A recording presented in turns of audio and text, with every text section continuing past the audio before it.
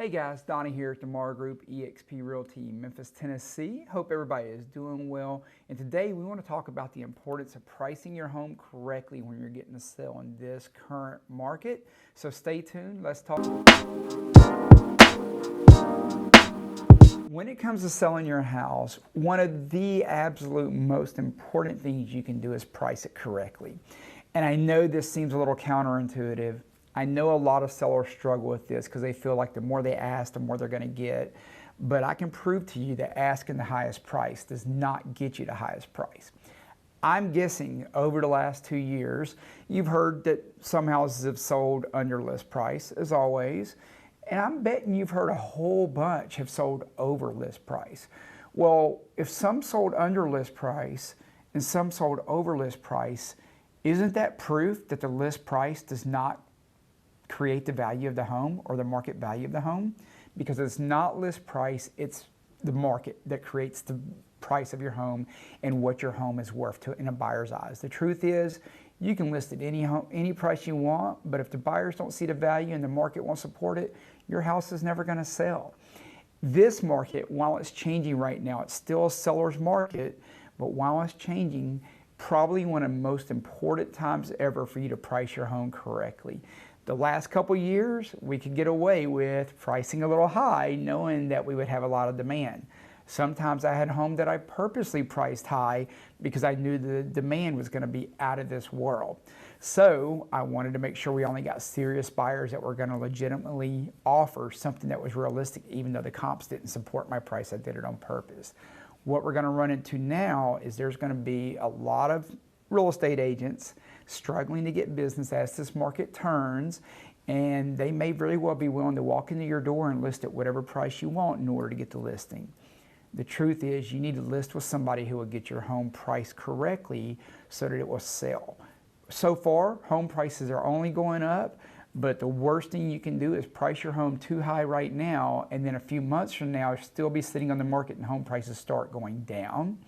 In addition, the longer your home sits on the market, the more stale your listing is going to market, the more the demand is probably going to go down. So make sure you are looking to price appropriately and being reasonable in the pricing.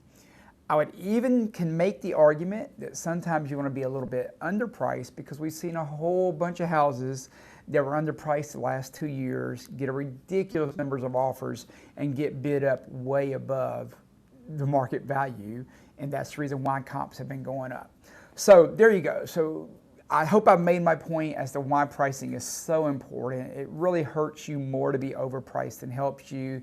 Seldomly does somebody go, well, the house is worth $250, but they're asking $280, so I'm just going to go ahead and give it to them. That is not usually what happens. Usually it's more, the house is worth $250, they're asking $280, I'm just not even going to bother to take a look at it. So here we go. So let's talk about why being overpriced can hurt you, other than just the general stuff. Let's get a little bit more specific. There's a bunch of reasons. I'm only going to cover a few of them here, otherwise the video would go forever. And before we jump into that, a couple things.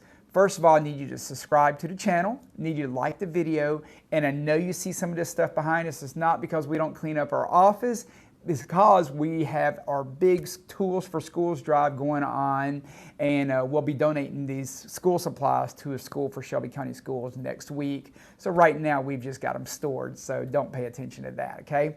If you would, jump down into the comments and put down there maybe some reasons why you think it's bad to overprice your house. All right, so now I'm going to get into the reasons why I think it's bad to overprice your house. And I happen to be an expert in this field, so I bet some of them carry some weight.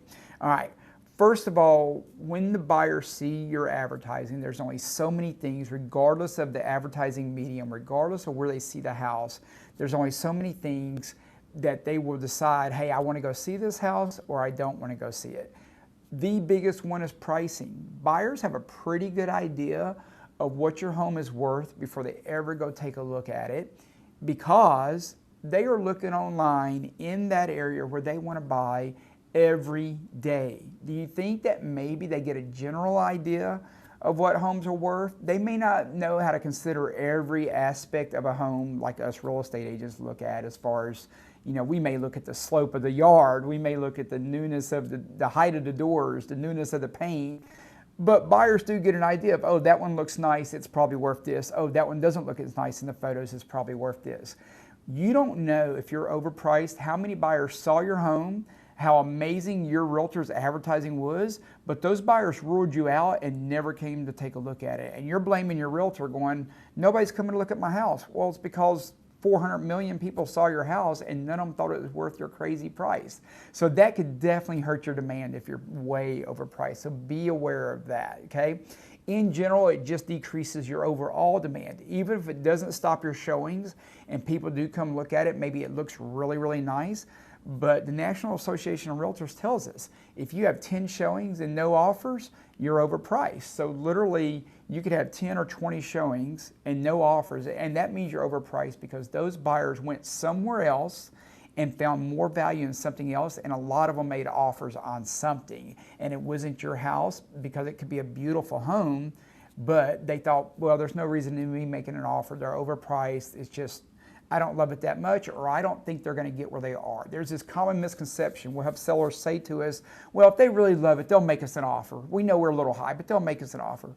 Almost never happens. The vast majority of buyers, if they don't think that the price is in the right range, they're not going to go out on a limb and just make an offer, unless maybe they're an investor and then you're going to get a lowball offer, which actually kind of leads me to my next step. Oftentimes when you're, or next reason, oftentimes when you're overpriced, you end up getting lower offers. And I know that sounds crazy. I know you're thinking, well, if I ask less, I'm going to get less. Not true. Let's look at it this way. Let's say you were going to buy a car and you thought that car was worth $25,000.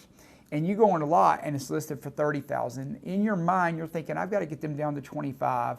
What do you offer? I'm betting you're going to offer somewhere around 20,000 so that you get them to meet you in the middle of 20 and 30 at 25 to get it down to what you think you'd like to pay for the car. Well, guess what?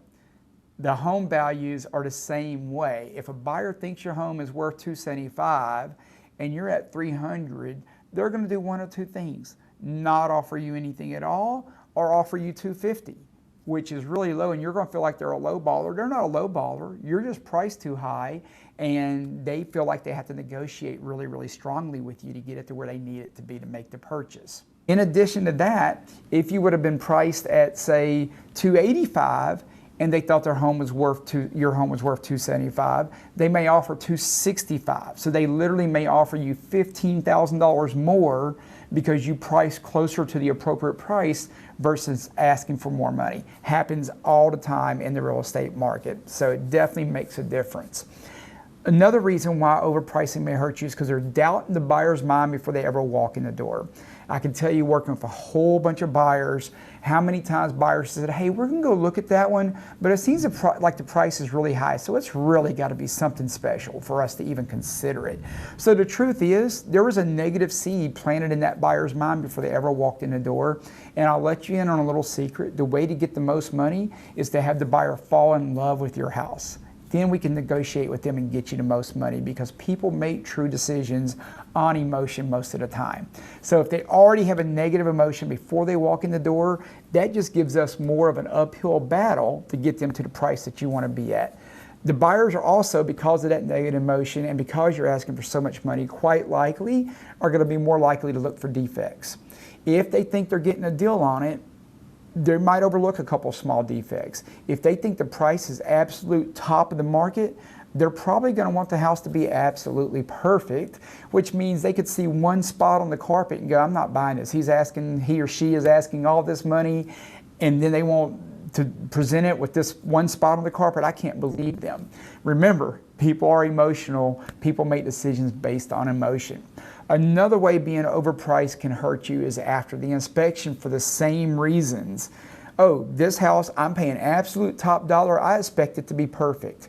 And no matter how many times we try to explain to them that the inspection is not for the purposes of making the home perfect, it's just to protect their investment and look for major defects, they may not feel that way. Well, I'm paying top dollar. They're going to fix everything on this inspection.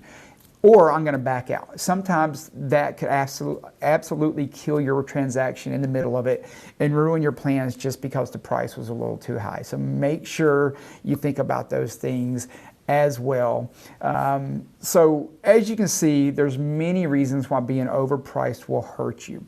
Now let's talk about what happens when you do price it correctly. When you price it correctly, you get the most demand.